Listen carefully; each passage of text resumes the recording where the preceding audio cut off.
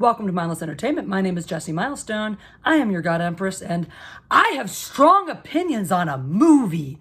Who would have thunk it? Now, just to be clear before we dive into this is primarily a No Time to Die review, or my thoughts on exactly why this movie is hot steaming garbage.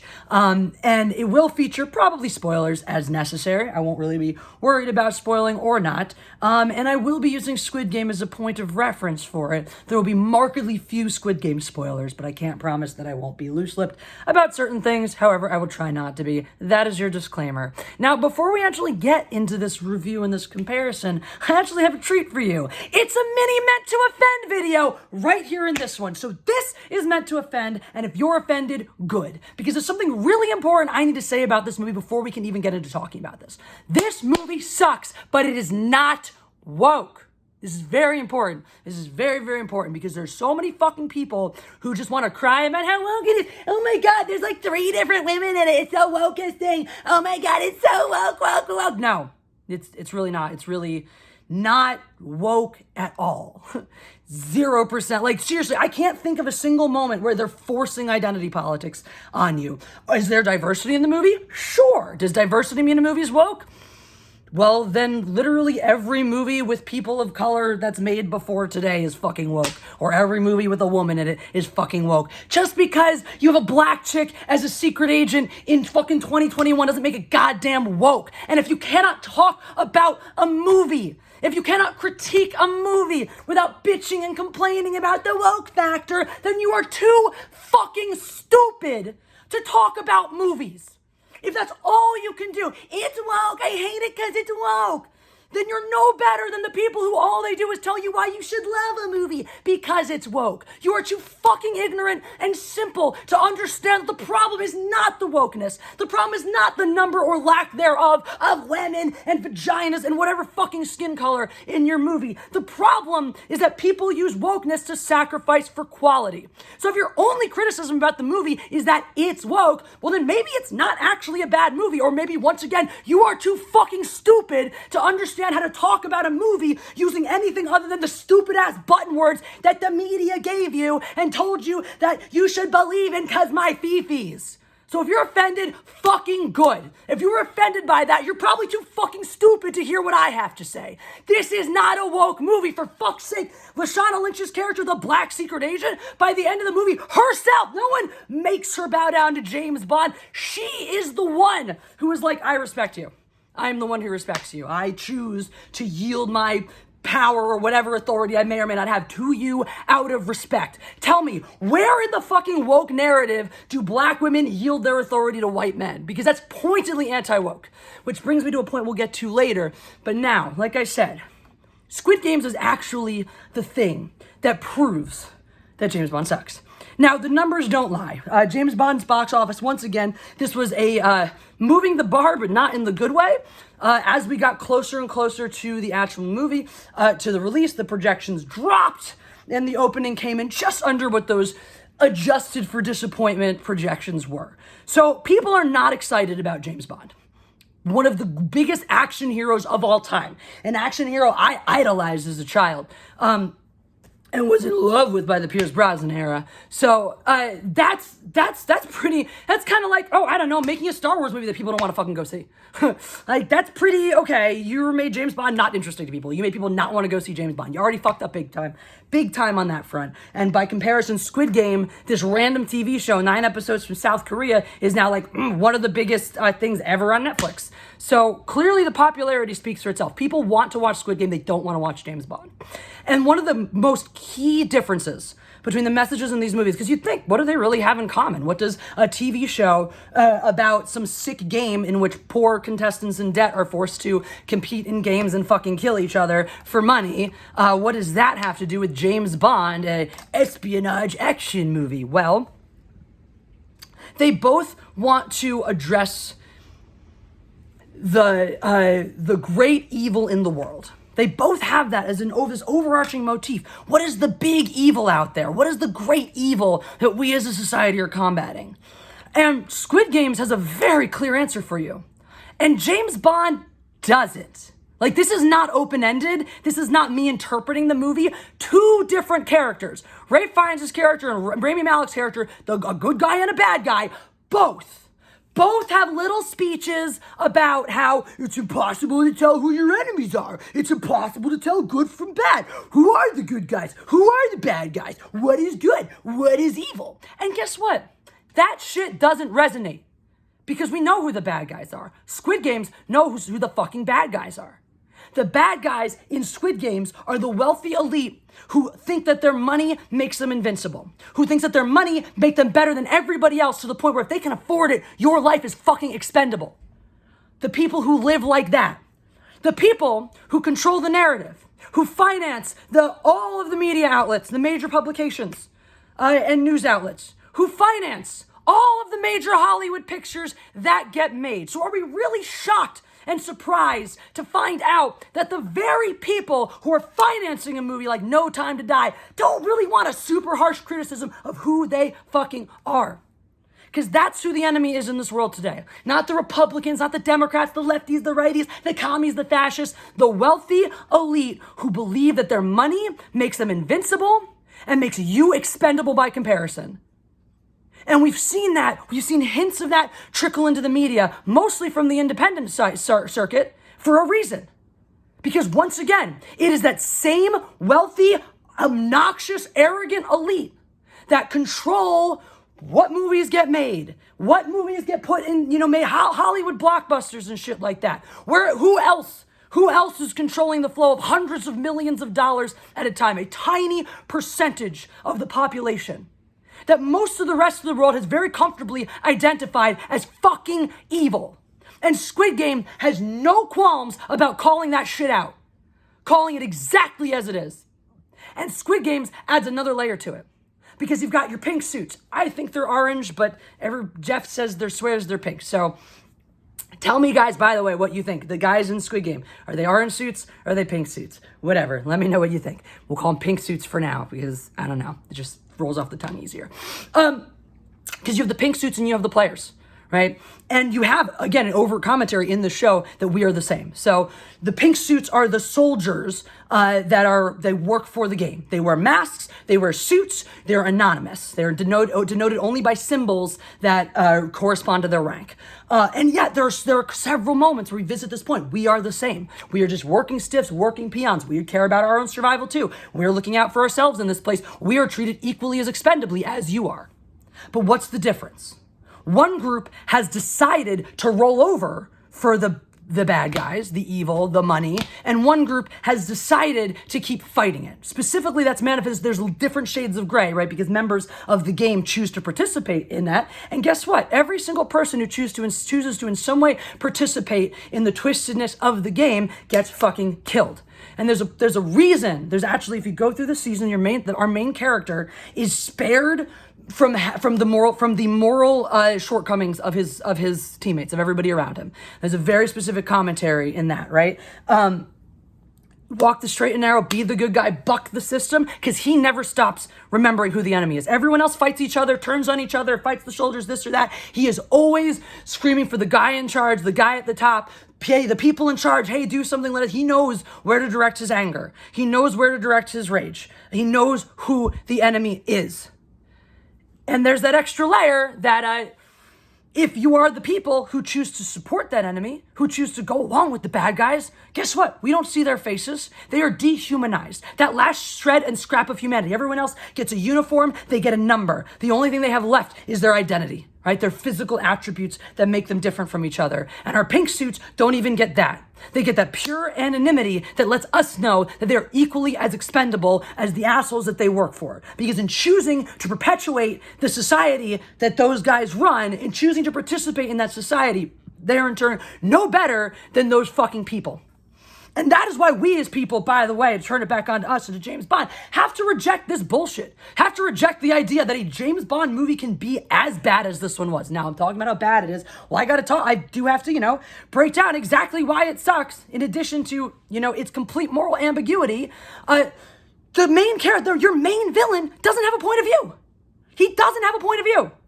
It is crystal clear in Squid Game. They have multiple scenes in the final episodes in which the characters pretty much lay out unequivocally why they're doing this, what they get out of it, and what the value is, and how they view society and the value in society. And you have Rami fucking Malek in No Time to Die. So here's the whole shtick, right? He's this mad scientist who's got this nanovirus that he can program with anybody's DNA, so it will target specifically them and only them. And with that, he could choose, I don't know, how to, without any collateral damage, eradicate anybody he wants to. But who does he want to eradicate? I don't fucking know. The Russian scientist makes some remark about, wiping out all of your people to Lashana Lynch, which is like, okay, so you're a racist and Russian, so that makes sense. So you're like, we could wipe out all black people. Okay, but you're also not the guy in charge. You're the little bitch who's been the peon the entire time. So who does Rami Malek want to kill? Huh? I can control everybody. I can do this. I can do that. But who? We could have had something like, because of your physical deformity, now you want only broken people to live. So only people with physical deformities and genetic deformities and something wrong with them get to live. Great, that's a great point of view. That would make total perfect sense in the context of the movie. That'd be a great villain, great point of view, all that shit, but that's not what we get. We get somebody who's like selling it. The Russian ship's coming. It's not clear who these Russians. Is the Russian government? He's just selling it to the Russian government so they can do whatever the fuck they want with it. Are these Russian terrorists that he's working with? Do they work for him? We don't fucking know. Because they don't bother to explain it to us. And there's a reason they don't bother to explain it to us. Because any version, any explanation goes into genocide. And we cannot have that in this character. Because, and this is where I say there's an anti-woke narrative coming in. And this is once again why this movie fails, because it cannot clarify its point of view. Because you have these differences. You have actual creatives. Not everybody working on a Hollywood picture is that, a wealthy asshole elite who only cares about padding their own pockets and not making entertainment. The vast majority of people working on these movies they do care. All the way up to even the directors, even the writers. They want good entertainment. They're the slaves to the money. They're slaves to the marketing department. They don't have a choice. It's not their fucking call.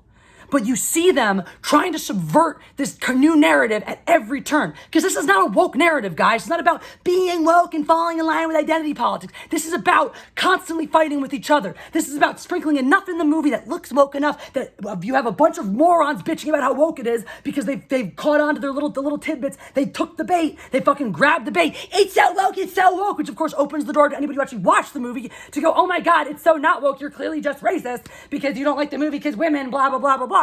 Which makes sense in context, because if you're screaming about how woke the movie is, there's no reason to. So why the fuck are you pissed off about it? Unless maybe you do hate women after all. I don't fucking know. And then here we are, you said that. Oh no, I don't hate women. How dare you accuse me of hating women? Rah, rah, rah, rah, rah, rah, rah.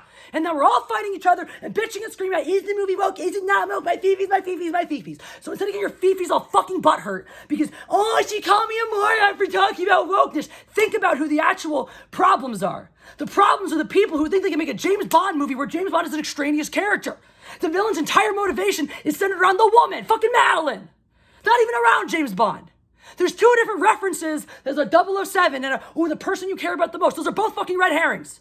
They're about a different 007, and they're not talking about him as the person that she cares about the most. So, but they want you to think it is, but if you actually revisit those moments, you find out that there's actually no reason for James Bond to be in this fuking movie. He's completely extraneous in his own movie. He's not part of the villain's motivation. He's not part of anybody's motivation. He's not even wanted there. He just gets shoved in because Felix is like, okay. And then Felix dies for no fucking reason. There's no justification that when Felix gets his fucking leg bitten off in a License to Kill, that is the motivation for James Bond to go do something and give a shit about this mystery. He's already on board in this movie. Felix is like, come on. So I'm thinking at first, all right, we're going to do a License to Kill and he's going to get shot or something like that. And it's going to be the impetus for James Bond to join. Nope, that's not. He just says, okay, I'll do it because it seems fun, and does it, and then Felix gets randomly betrayed and dies. Wow, what a great ending for Felix Leiter, one of the most important characters in the ongoing James Bond franchise. Also, that's the thing, James Bond, not Shades of Grey. That's, again, Squid Game understands this. Squid Game understands that universal themes mean black and white. Don't mean let's subvert your expectations at every turn so you don't know who the good guy is and you don't know who the bad guy is, you don't know who this and you don't know who that is. It's like I said, Rami Malek is this weird like other character, right? He's deformed, he's, oh, my parents died, he's set up like your other character, right? Like that type of point of view, which is, by the way, why they can't make him a genocidal maniac. Because, we can't make the guy who's like the antithesis of the evil white man because he's the beta bitch white man that we want you to think is the better version of the white man, but he's our bad guy, so we can't make him that bad because we actually want you to like kind of sympathize with who he is enough that you don't think he's a bad guy for some reason, or like, it's just really, see what I mean? Like, I can't even explain it to you. Like, I just don't understand. I don't understand the point of view I'm supposed to have in this movie about him. I don't understand what his motivation is. I don't understand what he wants from Bond. It's clear what he wants. Well, it's actually not even clear what he wants from the chick. Does he want her to love him? Does he want to kill child? Like, he doesn't even, this child seems expendable, but he seems to really want the child. He wants something from the mother, but he doesn't want, like, it's so muddled. James Bond is not supposed to be muddled. Not supposed to be shades of gray. England represents the greater good. MI6 represents represents the greater good, but not like. And sometimes they're at odds with Bond.